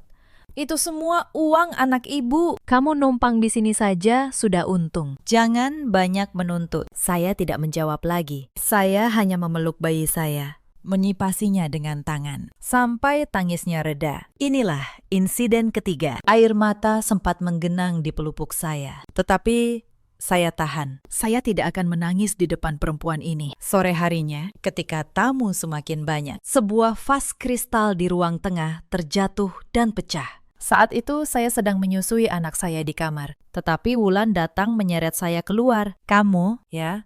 Teriaknya menunjuk wajah saya di depan beberapa tamu. Vas mahal itu pecah gara-gara kamu lap sembarangan tadi pagi. Itu vas impor, harganya 15 juta. Kamu ganti. Saya tidak menyentuh vas itu. Wulan, jawab saya tenang. Sejak pagi saya di dapur dan di sumur belakang. Halah, alasan. Wulan tidak mau kalah. Siapa lagi kalau bukan kamu? Pembantu tidak mungkin seceroboh itu. Pokoknya, kamu harus ganti 15 juta. Potong saja dari gaji kecilmu itu sampai lunas. Beberapa tamu menatap saya dengan pandangan menghakimi. Tidak ada yang membela. Saya hanya diam. Saya tahu, melawan di tengah keramaian ini hanya akan memperburuk keadaan. Inilah insiden keempat. Saya kembali ke kamar dengan dada yang terasa penuh. Saya pandangi wajah anak saya yang tertidur pulas. Begitu kecil, begitu tak berdosa, tetapi sudah harus menanggung penghinaan yang ditujukan pada ibunya. Menjelang sore, Ketika saya sedang menyiapkan susu untuk Kayla di dapur, saya mendengar pembicaraan dari ruang keluarga, suara Bu Sukarti dan Wulan, yang mengira saya tidak mendengar. Pokoknya, setelah acara ini, kita atur cara mengeluarkan dia. Terdengar suara Wulan berbisik. Mas Reza sudah hampir setuju. Tinggal cari momen yang tepat. Anak dokter spesialis itu sudah siap dikenalkan. Sabar, jawab Bu Sukarti pelan. Biar dia urus dulu bayinya sampai agak besar. Setelah itu, kita pisahkan mereka. Bayinya kita titipkan saja ke panti atau ke kampung. Toh bukan darah murni kita. Yang penting, Reza dapat istri yang sepadan. Tangan saya yang memegang botol susu mendadak kaku. Mereka bukan hanya ingin menyingkirkan saya. Mereka berencana memisahkan saya dari anak saya dan membuang Kayla, seolah ia barang yang tak berguna. Saya menarik napas dalam-dalam, menahan amarah yang nyaris meledak. Saya kembali ke dapur dengan langkah tenang, seolah tidak mendengar apapun. Inilah insiden ke-9. Dan inilah yang membuat keputusan saya menjadi bulat tanpa keraguan sedikitpun. Mereka boleh menghina saya, tetapi ketika mereka berani menyentuh anak saya, mereka telah menandatangani kehancuran mereka sendiri. Hari menjelang petang. Saatnya acara inti dimulai, yaitu pemberian nama bagi anak saya. Saya menggendong bayi saya keluar, berharap setidaknya di momen ini ia akan diperlakukan sebagai bagian dari keluarga. Harapan itu pun dihancurkan. Di ruang tamu utama, para kerabat sudah berkumpul. Bu Sukarti duduk di kursi tunggal berlapis bludru di tengah ruangan, dikelilingi para bibi. Wulan duduk di lengan kursi ibunya. Reza berdiri di dekat jendela, tersenyum bangga di hadapan para tamu. Seorang ustadz yang diundang memulai doa. Setelah itu, tiba saatnya nama anak saya diumumkan. Saya dan Reza sudah sepakat menamainya Kayla, sebuah nama yang saya pilih dengan penuh cinta. Namun sebelum Reza sempat bicara, Bu Sukarti berdiri. Ia mengambil alih momen itu. Anak ini akan kami beri nama sesuai pilihan keluarga, katanya lantang. Tetapi sebelum itu, ibu mau bicara jujur di depan keluarga besar. Ruangan menjadi hening. Semua mata tertuju pada Bu Sukarti. Cucu ini, ia menunjuk bayi dalam gendongan saya. Lahir dari rahim menantu yang bukan dari kalangan kita. Ibunya perempuan kampung, yatim piatu, tidak punya asal-usul yang jelas. Jadi, jujur saja, ibu masih ragu. Apakah anak ini benar-benar membawa darah murni keluarga kita? Saya merasa darah saya berdesir dingin. Saya menatap Reza, memohon agar ia membela anaknya sendiri. Tetapi Reza hanya menunduk, memainkan gelasnya. Diam 1000 bahasa. Beberapa bibi mulai berbisik. Salah satu dari mereka, kerabat jauh yang memakai banyak gelang emas, bertanya dengan nada terkejut. Maksud Bu Sukarti bagaimana? Apa anak ini bukan anak Reza? Bukan begitu. Bu Sukarti tersenyum licik. Maksud ibu, darah kampung ibunya terlalu kental. Lihat saja wajahnya, sama sekali tidak mirip Reza. Ibu cuma tidak mau kelak harta keluarga ini jatuh ke tangan yang salah. Makanya, mulai sekarang, urusan warisan dan keuangan keluarga harus ibu yang pegang penuh. Reza sudah setuju. Kalimat itu menghantam saya seperti palu. Inilah insiden kelima, dan yang paling menyakitkan dari semuanya. Bukan hanya saya yang dihina. Anak saya yang baru 7 hari pun sudah ditolak sebagai cucu. Saya menatap Reza sekali lagi. Reza, kata saya pelan. Suara saya bergetar. Apa kamu benar setuju ibumu memegang semua keuangan? Bahkan kamu diam saja. Anakmu dihina seperti ini. Reza akhirnya bicara, tetapi kata-katanya justru menghancurkan sisa harapan saya. Sinta, ibu cuma ingin yang terbaik untuk keluarga, katanya datar. Kamu kan memang tidak mengerti soal mengatur uang besar. Lebih baik ibu yang pegang. Soal anak, sudahlah. Jangan dibesar-besarkan. Ibu cuma bercanda. Ia menyebut penghinaan terhadap darah anaknya sendiri sebagai sebuah candaan. Saya merasa lutut saya melemah. Saya peluk Kayla erat-erat. Inilah insiden ke-6, ketika suami saya secara terbuka memilih ibunya dan menyerahkan seluruh kendali keluarga ke tangan perempuan yang baru saja menghina darah dagingnya. Salah satu bibi yang sedari tadi memperhatikan, menambahkan minyak ke dalam api. Bu Sukarti benar, lagi pula Kalau menantunya cuma dokter klinik kecil, untuk apa diberi hak apa-apa? Mending cari calon istri baru yang sepadan untuk Reza, anak teman arisan saya itu. Loh, dokter spesialis dari keluarga terpandang, jauh lebih cocok. Wulan menyahut dengan antusias. Nah, itu ide bagus, Tante. Mas Reza memang pantas dapat yang lebih baik. Yang ini. Sudahlah, urus dapur saja. Reza tidak menolak. Ia hanya tersenyum tipis dan berkata, pelan-pelan saja. Untuk sekarang. Lumayan ada yang mengurus rumah dan anak secara gratis. Kalimat terakhir itu menjadi batas akhir kesabaran saya. Jembatan yang selama 5 tahun ini saya bangun dengan batu bata kesabaran dan semen pengorbanan. Seketika runtuh berkeping-keping. Rasa sedih, kecewa, dan putus asa yang memenuhi dada saya mendadak lenyap. Air mata yang sempat menggenang langsung mengering. Sebagai gantinya, sebuah perasaan dingin mulai menyelimuti seluruh tubuh saya. Rasa dingin yang hanya dimiliki seorang predator ketika menatap mangsanya. Perempuan bodoh yang selama 5 tahun rela menjadi keset kaki di rumah ini telah mati detik itu juga. Yang berdiri di tengah ruangan ini sekarang, dengan bayi dalam gendongan. Bukan lagi menantu miskin yang menumpang hidup. Yang berdiri di sini adalah pemilik sejati dari segala yang mereka banggakan. Saya tersenyum.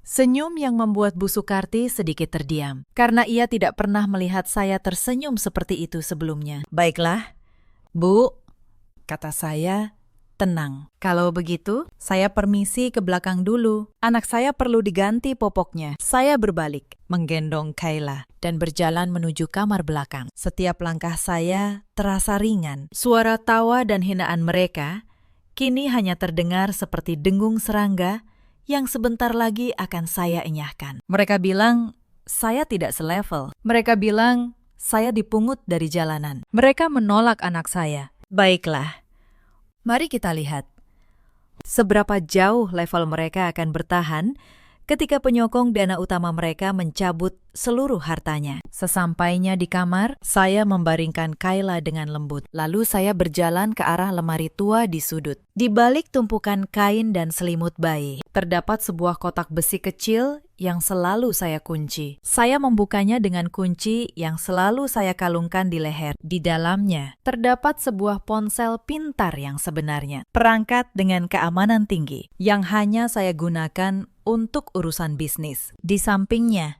ada sebuah map dokumen tipis dan sebuah kartu nama bertuliskan jabatan asli saya. Mari saya jelaskan siapa saya sebenarnya. 5 tahun lalu, sebelum menikah dengan Reza, saya bukanlah dokter klinik kecil yang miskin. Saya adalah dokter sekaligus pemilik tunggal dari Maharani Medica, sebuah jaringan rumah sakit dan klinik yang tersebar di banyak kota. Saya mewarisinya dari ayah saya, lalu mengembangkannya sendiri hingga berlipat ganda di bawah Maharani Medica. Ada pula perusahaan induk yang bergerak di bidang properti dan investasi. Rumah mewah yang mereka tempati untuk acara hari ini. Mobil-mobil yang mereka kendarai. Hingga uang bulanan bernilai fantastis yang selalu Reza berikan kepada ibu dan adiknya. Semuanya berasal dari saya. 5 tahun lalu, saya menggunakan salah satu perusahaan cangkang milik saya untuk membeli rumah ini secara tunai. Lalu, saya buat skema seolah-olah perusahaan tempat Reza bekerja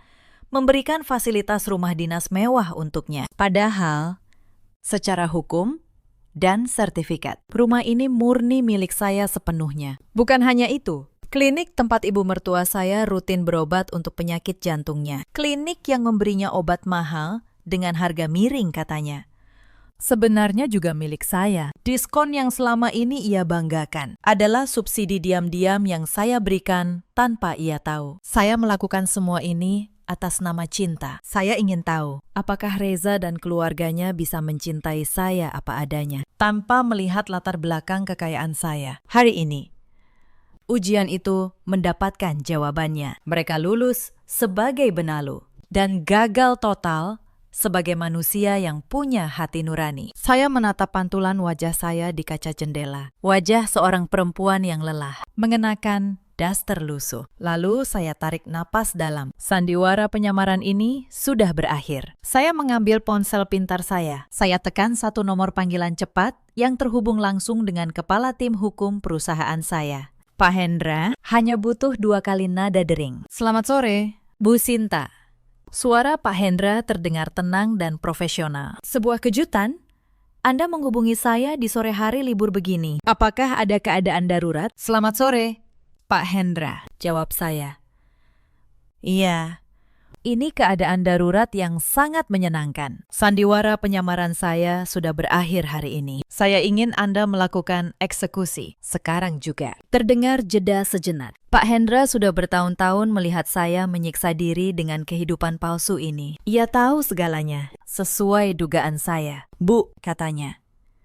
Mereka akhirnya melewati batas kesabaran Anda. Apa instruksi pertama Anda? Pertama, kata saya dengan suara sedingin es. Bekukan seluruh akses keuangan yang selama ini saya alirkan diam-diam ke rekening Reza. Batalkan semua kartu kredit tambahan yang dipakai ibu mertua dan adik ipar saya. Mulai detik ini, saya tidak ingin ada 1 rupiah pun dari uang saya yang bisa mereka gunakan. Bahkan untuk membeli sebotol air mineral. Dilaksanakan, Bu. Sistem akan memutus akses mereka dalam waktu kurang dari 5 menit. Lalu, bagaimana dengan rumah yang mereka tempati saat ini? Saya tersenyum tipis. Itu insiden ke-7 dalam hari ini, batin saya. Tetapi kali ini, akulah yang memegang kendali. Ibu mertua saya sangat membanggakan rumah ini kepada para tamu, kata saya. Ia mengklaim putranya yang membelikannya. Kenyataannya, rumah itu murni milik saya, dibeli melalui perusahaan saya. Saya ingin Anda mengirimkan surat eksekusi dan pengosongan rumah. Sekarang juga. Sekarang juga, Bu. Di tengah acara keluarga mereka, Pak Hendra menegaskan. Tepat sekali, jawab saya. Mereka sedang mengadakan acara besar di sana, memamerkan kekayaan yang bukan milik mereka. Saya ingin Anda menghentikan pesta itu. Bawa seluruh dokumen legalnya. Sertifikat asli atas nama perusahaan saya, dan surat perintah pengosongan dari pengadilan. Jika mereka menolak pergi, lakukan sesuai prosedur hukum, tanpa keraguan. Baik, Bu, saya akan memimpin langsung tim eksekusi ini. Kami akan tiba di lokasi dalam waktu 40 menit. Ada satu hal terakhir, kata saya. Ini yang paling penting. Hentikan seluruh subsidi pengobatan untuk ibu mertua saya di klinik kita. Mulai hari ini, ia membayar penuh seperti pasien biasa dengan harga normal dan cabut statusnya sebagai pasien prioritas. Biar ia tahu, obat jantung yang selama ini ia banggakan murah sebenarnya dibayar oleh menantu yang ia sebut perempuan kampung. Pak Hendra terdiam sejenak, lalu menjawab dengan nada penuh hormat. Dimengerti, Bu. Akan saya laksanakan semuanya. Apakah Anda akan menyaksikannya langsung? Tidak. Jawab saya.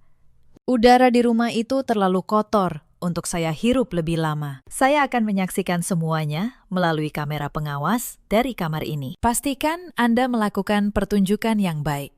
Pak Hendra, saya menutup telepon. Saya pandangi layar ponsel yang berubah gelap, memantulkan wajah saya yang kini tampak begitu tenang. Inilah insiden ke-8, dan ini berbeda dari semua insiden sebelumnya. Untuk pertama kalinya dalam 5 tahun, bukan saya yang menjadi korban.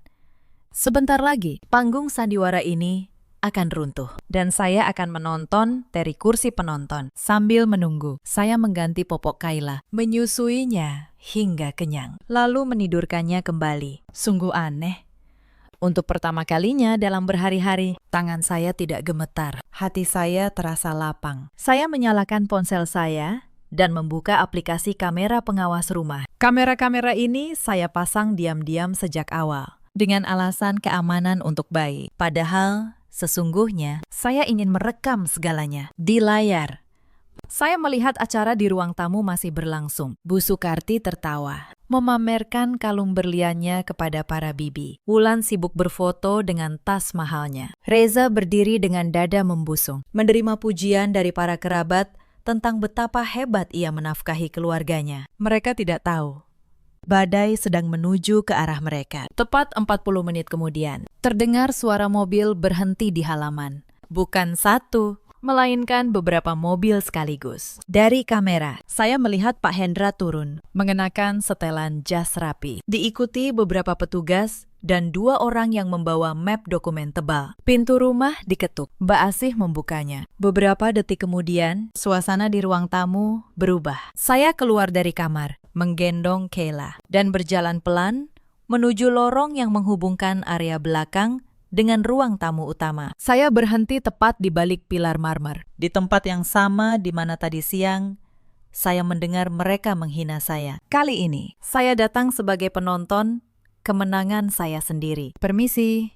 Suara Pak Hendra terdengar tegas memenuhi ruangan. Mohon perhatian semuanya. Saya Hendra, Kepala Tim Hukum dari Maharani Group. Kedatangan kami hari ini adalah untuk melaksanakan perintah pengosongan atas properti ini. Ruangan yang tadinya riuh seketika hening. Bu Sukarti mengernyitkan dahi. Pengosongan.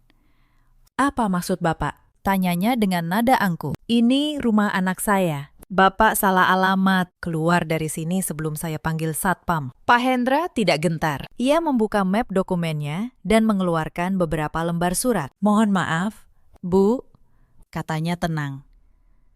Kami tidak salah alamat berdasarkan sertifikat hak milik yang sah. Rumah di kawasan Pondok Indah ini terdaftar atas nama PT Maharani Property, bukan atas nama Bapak Reza, dan bukan pula atas nama Anda. Reza yang berdiri di dekat jendela tampak pucat. Ia melangkah maju, merebut surat dari tangan Pak Hendra, lalu membacanya dengan tangan gemetar. Ini pasti palsu, katanya tergagap. Rumah ini diberikan oleh perusahaan tempat saya bekerja sebagai fasilitas jabatan. Pak Hendra menggeleng pelan. Itulah yang selama ini Bapak percaya. Tetapi kenyataannya, perusahaan tempat Bapak bekerja tidak pernah memberikan rumah ini. Seluruh pembiayaannya ditanggung oleh PT Maharani Property melalui skema yang dirancang agar Bapak merasa rumah ini milik Bapak. Faktanya, Bapak hanya menumpang di sini selama 5 tahun. Para tamu mulai berbisik gaduh. Bu Sukarti berdiri dari kursinya. Wajahnya memerah. Tidak mungkin, teriaknya. Anak saya direktur, gajinya ratusan juta. Mana mungkin rumah ini bukan miliknya? Siapa pemilik perusahaan Maharani itu? Suruh dia datang ke sini. Biar saya yang bicara langsung. Saat itulah saya memutuskan untuk keluar dari balik pilar. Saya di sini, Bu, kata saya. Semua kepala menoleh ke arah saya. Saya berjalan masuk ke tengah ruangan, masih mengenakan daster lusuh saya. Masih menggendong Kayla. Penampilan saya tidak berubah, tetapi cara saya melangkah dan tatapan mata saya sudah sama sekali berbeda. Bu Sukarti menatap saya dengan bingung. Kamu, mau apa kamu di sini? Sana ke belakang. Ini urusan orang penting. Saya tersenyum. Lalu, saya menoleh ke arah Pak Hendra. Pak Hendra, tolong jelaskan kepada keluarga ini, siapa pemilik PT Maharani Group? Pak Hendra membungkuk hormat ke arah saya, sebuah gerakan yang membuat seisi ruangan terdiam membeku. Beliau yang berdiri di hadapan Anda sekarang, kata Pak Hendra lantang. Ibu Sinta Maharani, pemilik tunggal Maharani Group, yang membawahi jaringan rumah sakit, klinik, serta perusahaan properti dan investasi. Termasuk rumah yang Anda tempati ini. Suasana ruangan seketika pecah. Para bibi yang tadi menghina saya, kini menutup mulut dengan tangan.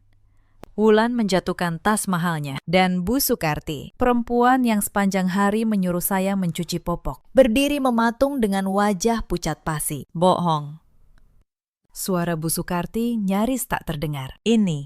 Ini pasti bohong. Dia cuma dokter klinik kecil. Dia perempuan kampung yang yatim piatu. Saya yang yatim piatu. Bu, kata saya, tenang. Itu benar. Tetapi ayah saya, sebelum beliau wafat, meninggalkan sebuah jaringan rumah sakit yang saya kembangkan sendiri hingga seperti hari ini. Klinik kecil tempat saya bekerja itu hanya salah satu cabang dari ratusan yang saya miliki. Saya sengaja bekerja di sana agar bisa pulang tepat waktu dan mengurus keluarga ini. Saya berjalan mendekati Reza, yang kini terduduk lemas di sofa. Rumah yang kau banggakan sebagai hasil keringatmu, kata saya kepadanya, dibeli dengan uang saya. Jabatanmu yang kau sombongkan, relasi bisnis yang membuatmu merasa setara dengan para direktur. Semuanya disokong oleh perusahaan saya dari balik layar. Selama 5 tahun. Kau hidup dari uang istri yang kau sebut hanya berguna untuk mengurus dapur. Reza menatap saya dengan mata terbelalak. Tak mampu berkata apa-apa. Lalu saya berbalik ke arah Bu Sukarti. Dan Anda, Bu, kata saya. Obat jantung yang selama ini Anda dapatkan dengan harga miring. Anda kira itu karena Anda beruntung. Itu karena klinik tempat Anda berobat adalah milik saya. Saya yang menyubsidi setiap butir obat Anda. Diam-diam. Sebagai bentuk bakti seorang menantu kepada mertuanya. Menantu yang Anda hina sebagai perempuan rendahan. Wajah Bu Sukarti berubah dari pucat menjadi abu-abu. Bibirnya bergetar, tetapi tidak ada suara yang keluar. Pak Hendra, kata saya. Lanjutkan prosedurnya. Pak Hendra mengangguk. Berdasarkan surat perintah pengadilan, seluruh penghuni rumah ini diberi waktu 1 kali 24 jam untuk mengosongkan properti. Selain itu, kami informasikan bahwa seluruh akses keuangan, kartu kredit, dan rekening yang selama ini dibiayai oleh Ibu Sinta telah dibekukan. Terhitung sejak 1 jam yang lalu. Wulan menjerit. Apa? Dibekukan? Tidak mungkin. Saya baru saja memesan tas baru pakai kartu itu. Maaf, Bu, jawab Pak Hendra datar. Transaksi Anda kemungkinan besar sudah ditolak. Bu Sukarti akhirnya jatuh terduduk di kursi beludrunya. Tubuhnya gemetar. Lalu, dengan suara serak, ia mencoba mengubah nadanya. Sinta, anakku, katanya.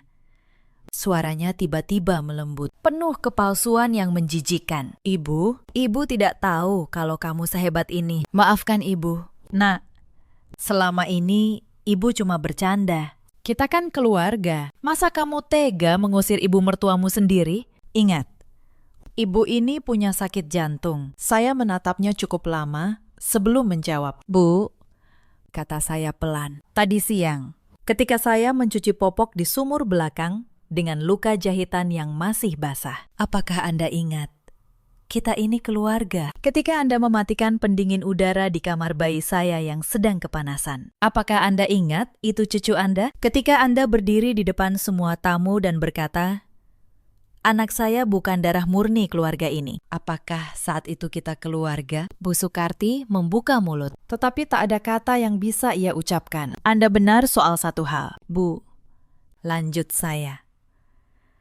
Penyakit jantung Anda memang nyata. Dan mulai hari ini, Anda boleh tetap berobat di klinik saya. Hanya saja dengan tarif normal. Seperti pasien lain pada umumnya. Saya tidak melarang Anda hidup. Saya hanya mencabut tangan yang selama ini menopang Anda. Tangan yang tak pernah Anda hargai. Saya menggendong Kayla sedikit lebih tinggi agar seluruh ruangan bisa melihat wajahnya. Dan tentang cucu Anda, kata saya. Suara saya kini tegas dan dingin. Anda menolaknya sebagai darah keluarga ini. Baiklah, saya terima penolakan itu dengan senang hati. Mulai hari ini, anak ini bukan bagian dari keluarga Anda. Ia adalah pewaris tunggal Maharani Group. Dan Anda telah melepaskan haknya dengan tangan Anda sendiri. Saya mendengar beberapa bibi menahan napas. Salah satu dari mereka yang tadi mengusulkan agar Reza mencari istri baru, kini menunduk dalam-dalam. Tak berani menatap saya. Reza, yang sedari tadi membisu, akhirnya bangkit dari sofa. Ia berjalan tertatih ke arah saya, lalu meraih lengan saya. Sinta, tunggu, katanya panik.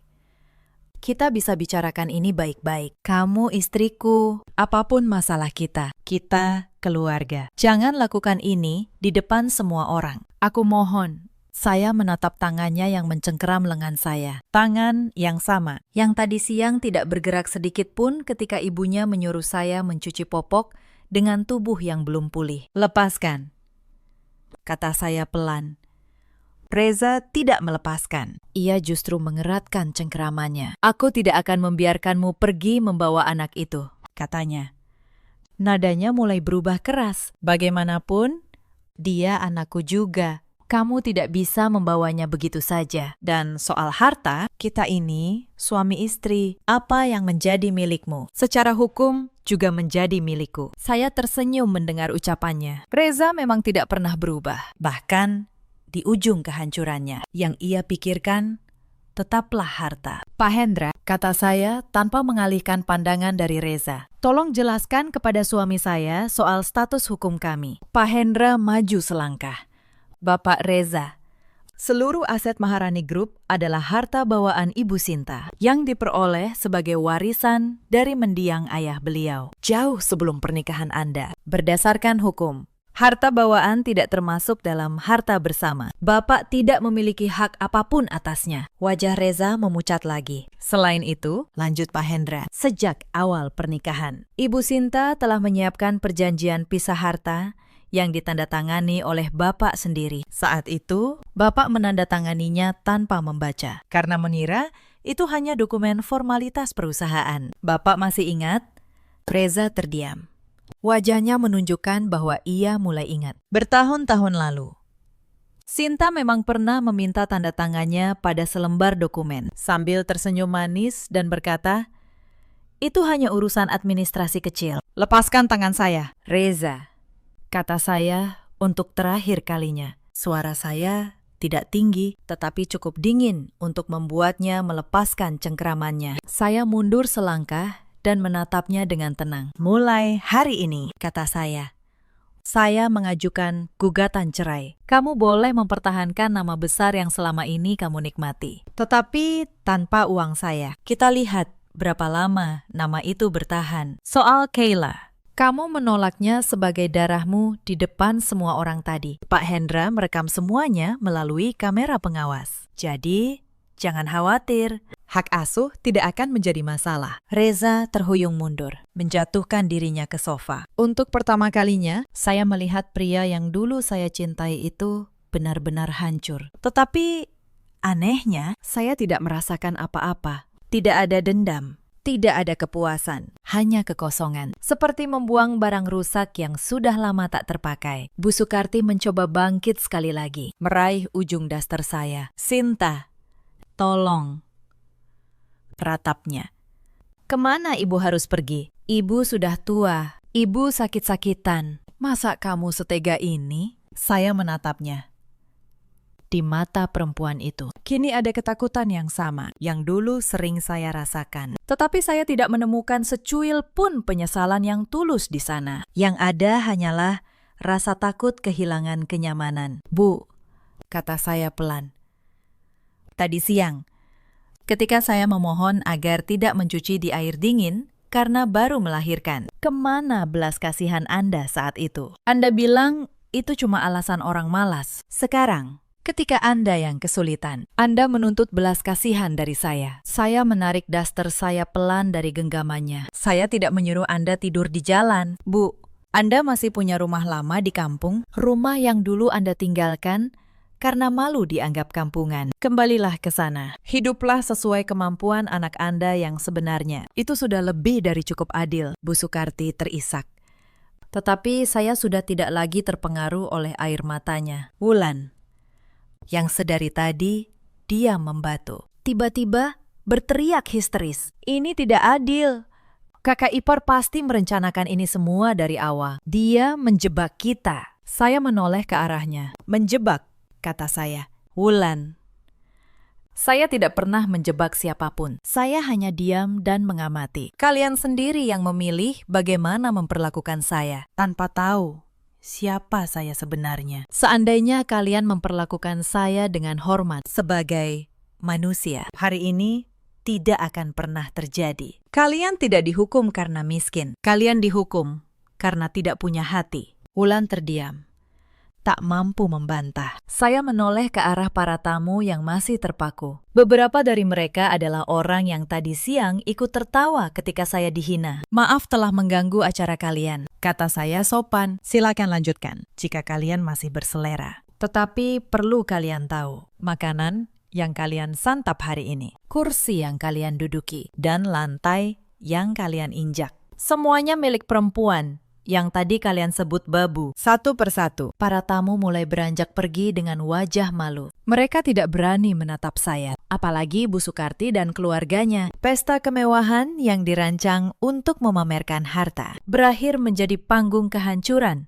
bagi mereka yang menyombongkannya. Pak Hendra mendekat. Bu Sinta, semua sudah selesai. Apakah Anda ingin tinggal di rumah ini malam ini? Atau kami antar ke tempat lain? Saya memandang sekeliling rumah yang selama 5 tahun menjadi penjara saya. Setiap sudutnya menyimpan kenangan pahit. Saya menggeleng. Tidak. Pak Hendra, kata saya.